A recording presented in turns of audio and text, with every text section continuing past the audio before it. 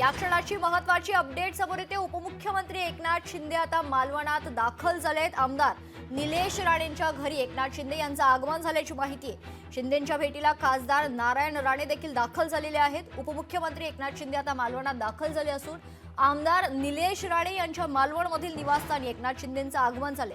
एकनाथ शिंदे यांच्या भेटीला खासदार नारायण राणे सुद्धा दाखल झाले।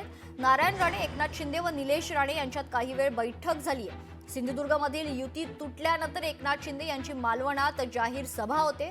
एकनाथ शिंदे यावेळी मालवणमध्ये काय बोलणार याकडे लक्ष असेल। या संदर्भात सविस्तर माहिती जाणून घेऊयात। आपले प्रतिनिधी रोहन नाईक आपल्यासोबत जोडले जात आहेत। रोहन, काय सविस्तर अपडेट?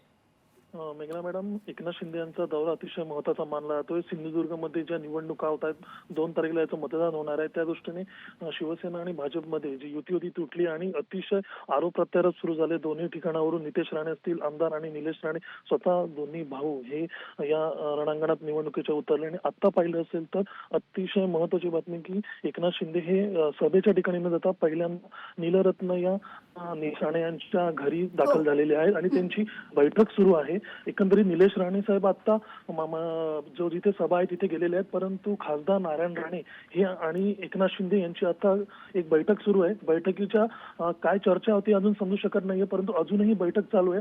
आणि आज एकनाथ शिंदे यांचे 3 सभा होणार आहेत सिंधुदुर्गमध्ये। आता काही वेळात मालवण त्यानंतर वेंगुर्ला आणि सावंतवाडीमध्ये काय एकनाथ शिंदे बोलणार आहेत युतीबद्दल या संदर्भात राजकीय चर्चांना उधाण आलेलं आहे। मेघना मॅडम, धन्यवाद रोहन, आपण दिलेल्या सविस्तर माहितीसाठी।